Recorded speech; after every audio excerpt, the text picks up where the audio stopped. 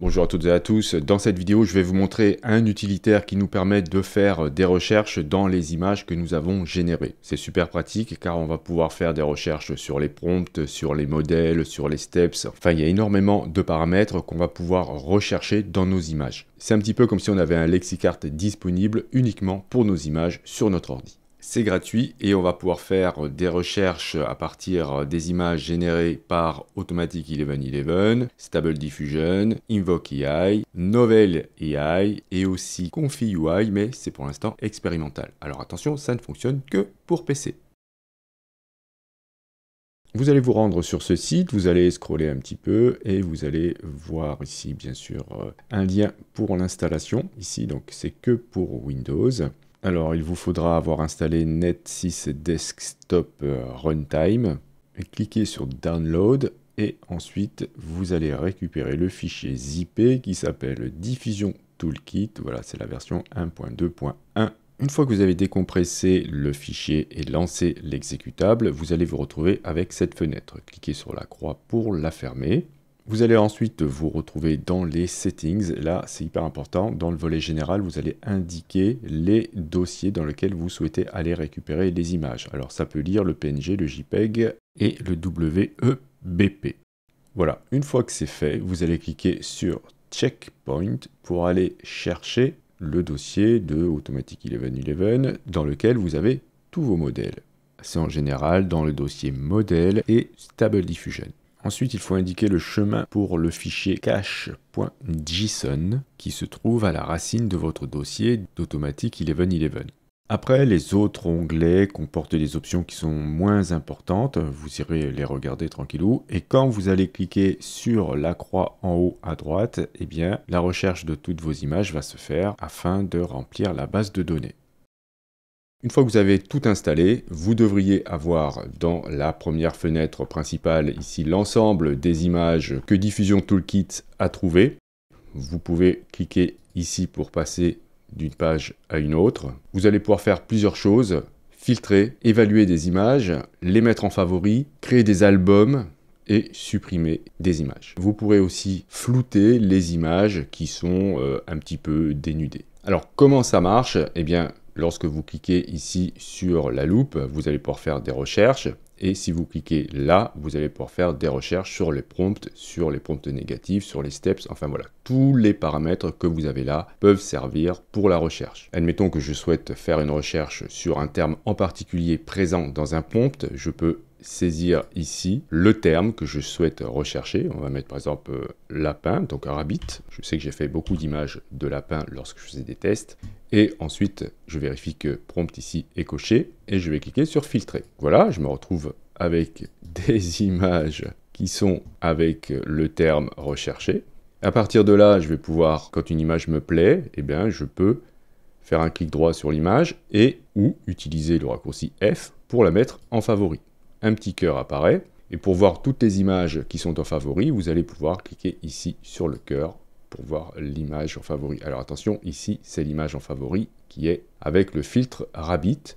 Je vais cliquer sur Clear et si je retourne sur Favori, j'ai toutes mes images qui sont maintenant en favori. Notez que celle-ci a des étoiles. Pour noter une image, c'est très simple. Je vais retourner dans les recherches et je vais dire par exemple que celle-ci me plaît bien. Je vais faire un clic droit et je vais choisir Rate et je vais dire allez, qu'elle a 5 étoiles. Ensuite, dans les filtres, je vais pouvoir dire, ok, ben, montre-moi toutes les images qui sont supérieures ou égales à 5 en termes de notes. Et je vais cliquer sur filtrer. Et voilà, j'en ai 3, par exemple celle-ci ou celle-ci. Quand vous cliquez sur une image, dans la fenêtre de droite, vous pouvez ici copier les paramètres. Vous pouvez décider de voir dans l'Explorer l'image. Ou bien, si vous cliquez sur l'icône de l'œil ici, vous allez voir l'ensemble de ces paramètres que vous pourrez copier en cliquant là, par exemple, et réutiliser. Donc c'est super pratique lorsque vous avez besoin de récupérer un prompt pour l'utiliser ailleurs. Je vais pouvoir aussi créer des albums. Par exemple, ici, j'en ai déjà fait 2. J'ai fait un album que j'ai appelé Si, dans lequel j'ai mis des images, bien sûr, qui correspondent à ce mot. Donc voilà, donc là, toutes ces images-là sont présents dans mon album. Alors ce qui est intéressant, c'est que vous allez pouvoir faire des albums, mais les images ne sont pas déplacées dans un dossier, hein, c'est juste une classification à l'intérieur de Diffusion Toolkit. Pour créer un album, c'est très simple, vous cliquez sur Create Album. Donc j'avais fait un album test, je vais l'appeler test 2, celui-ci. Bien sûr, il faudra mettre un nom plus spécifique. Et lorsque vous faites une recherche de vos images, vous pourrez glisser les images que vous souhaitez à l'intérieur de l'album. Et quand vous allez cliquer sur l'album, eh bien, vous ne verrez que les images présentes dans l'album. Admettons que je souhaite faire une recherche à partir d'un modèle. Alors, je peux aller cliquer ici pour voir l'ensemble des modèles que j'ai. Si je veux faire une recherche, par exemple, sur la version 1.4 de Stable Diffusion, eh bien, je vais mettre le nom du modèle ici. Et je vais ensuite cliquer sur filtrer, et voilà, donc je me retrouve avec 3 images, voilà, qui sont anciennes, puisque cette version est une très vieille version de Stable Diffusion, et là je vais me retrouver avec des images que j'ai faites il y a pas si longtemps que ça, c'était l'année dernière, mais pour ce qui est de la génération des images par l'IA, c'est la préhistoire. Bien, alors, donc c'est super pratique, vous allez pouvoir aussi faire une recherche à partir d'un prompt. Si vous cliquez là, vous allez voir l'ensemble de vos prompts. Vous aurez le nombre d'images qui ont été générées avec le prompt. Admettons que je souhaite copier ça, je vais le copier, je vais faire une recherche. Alors c'est un petit peu dommage, je trouve, qu'on ne puisse pas voilà, cliquer là, puis tout de suite avoir accès aux images. Et je vais indiquer ici tout le prompt. Je vais enlever le modèle et je vais cliquer sur filtrer. Et voilà, je vais me retrouver avec toutes les images qui ont été générées avec ce prompt. Donc encore une fois, ce sont de très vieilles images que j'ai générées l'année dernière. Mais bon, elles étaient déjà pas mal, je trouve, mes petites poupées là.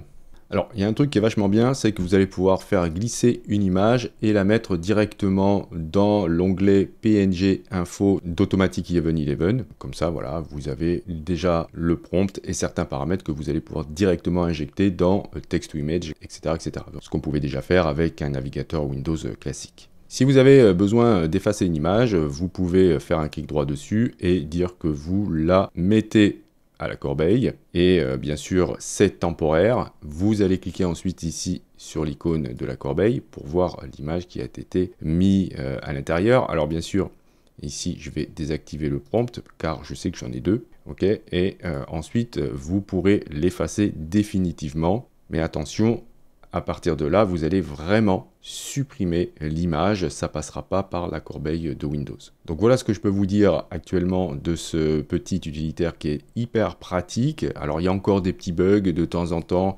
Vous voyez ici, quand je retourne dans mes albums, je ne sais pas pourquoi, eh bien je n'y ai pas accès. Je suis obligé de l'éteindre et de le relancer pour que ça fonctionne. Mais voilà, c'est en bonne voie. Je pense que c'est un utilitaire qui a sa place dans vos outils pour la génération de vos images, car on va pouvoir, quand ça marchera bien, faire des recherches et classer toutes nos images. Vous voyez, moi ici, j'en ai plus de 32 000 et j'avais complètement oublié que j'en avais autant. Ça me sera très utile pour faire des classements et c'est hyper utile pour aller voir les prompts. Alors, le bug des albums est corrigé. Vous irez là et vous avez à la fin, ici, on en parle et on vous propose ce fichier zip. En fait, c'est la version 1.2.2 qui n'a pas encore été officiellement mise sur le site et qui corrige ce bug.